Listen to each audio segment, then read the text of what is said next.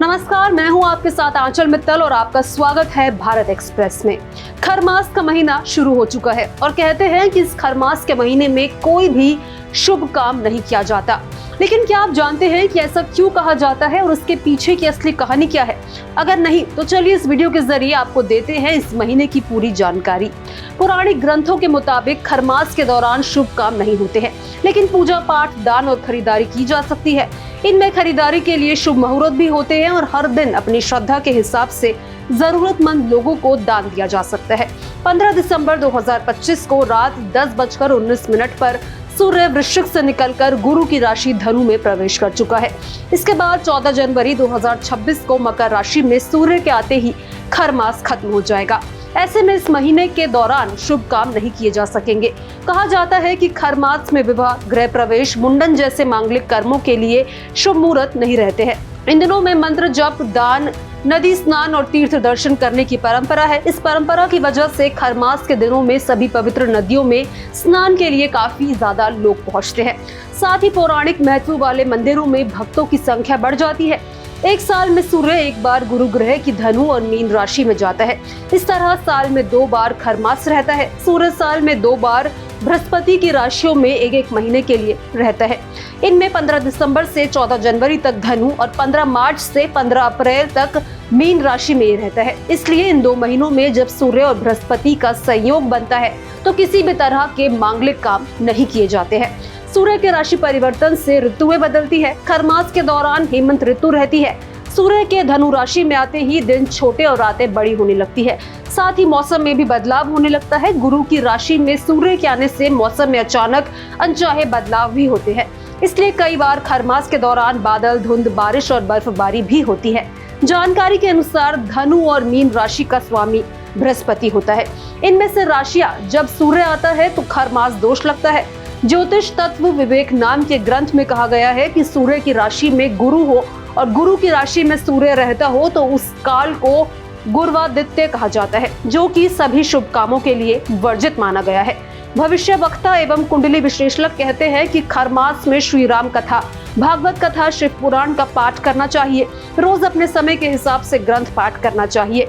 कोशिश करनी चाहिए कि इस महीने में कम से कम एक ग्रंथ का पाठ पूरा हो जाए।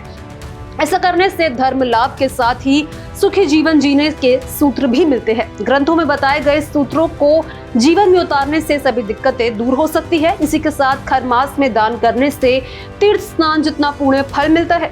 इस महीने में निष्काम भाव से ईश्वर के नजदीक आने के लिए जो व्रत किए जाते हैं उनका अक्षय फल मिलता है और व्रत करने वालों के सभी दोष खत्म हो जाते हैं।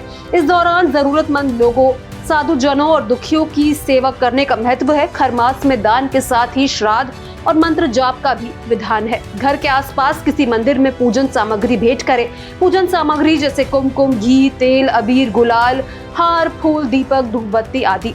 इसी बीच अगर आपके मन में सवाल आ रहा है कि खरमास में शुभ मुहूर्त क्यों नहीं रहते हैं, तो इसको लेकर बताया गया है कि सूर्य एकमात्र प्रत्यक्ष देवता और पंच देवों में से एक है। किसी भी शुभ काम की शुरुआत में गणेश जी, शिव जी, विष्णु जी, देवी दुर्गा और सूर्य देव की पूजा की जाती है। जब सूर्य अपने गुरु की सेवा में रहते हैं तो इस ग्रह की शक्ति कम हो जाती है। साथ ही सूर्य की वजह से गुरु ग्रह का बल भी कम होने लगता है। इन दोनों ग्रहों की कमजोर स्थिति की वजह से मांगलिक कर्म न करने की सलाह दी जाती है। विवाह के समय सूर्य और गुरु ग्रह अच्छी स्थिति में होते हैं तो विवाह सफल होने की संभावनाएं काफी ज्यादा रहती है। खरमास में सूर्य ग्रह की पूजा रोज करनी चाहिए। सुबह जल्दी उठना चाहिए और स्नान के बाद तांबे के लोटे से सूर्य को जल चढ़ाना चाहिए। जल में कुमकुम, फूल और चावल भी डाल लेना चाहिए। सूर्य मंत्र ओम सूर्याय नमः का जाप करना चाहिए। तो 15 दिसंबर 2025 से शुरू हो चुका खरमास 2026 के पहले महीने में 14 जनवरी को खत्म होगा। पंचांग के मुताबिक जब सूर्य धनु राशि से निकलकर मकर राशि में आ जाएगा तो मकर संक्रांति होगी। इसके शुरू होते ही खरमास खत्म हो जाता है और 14 जनवरी को सूर्य मकर में प्रवेश करेगा।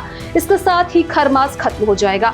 तो वहीं इससे जुड़ी एक पौराणिक कथा भी है जो कि काफी ज्यादा फेमस है, जिसके अनुसार भगवान सूर्यदेव 7 घोड़ों के रथ पर सवार होकर लगातार ब्रह्मांड की परिक्रमा करते हैं। सूर्यदेव को कहीं भी रुकने की इजाजत नहीं है, लेकिन रथ में जुड़े घोड़े लगातार चलने से थक जाते हैं। घोड़ों की ये हालत देखकर सूर्यदेव का मन द्रवित हो गया और वो घोड़ों को तालाब के किनारे ले गए। लेकिन तभी उन्हें एहसास हुआ कि अगर रथ रुका तो अनर्थ हो जाएगा। तालाब के पास 2 खर मौजूद थे। मान्यता के मुताबिक सूर्यदेव ने घोड़ों को पानी पीने और आराम करने के लिए वहां छोड़ दिया और खर यानी गधों को रथ में जोत लिया। गधों को सूर्यदेव का रथ खींचने में जद्दोजहद करने से रथ की गति हल्की हो गई और जैसे जैसे सूर्यदेव ने इस 1 मास का चक्र पूरा किया, घोड़ों के विश्राम करने के बाद सूर्य का रथ फिर अपनी गति से लौट आया। इस तरह हर साल ये क्रम चलता रहता है। यही वजह है कि हर साल खरमास आता है। अब आपको इस महीने के बारे में जानकारी थी या नहीं, हमारे साथ कमेंट बॉक्स में जरूर शेयर करें।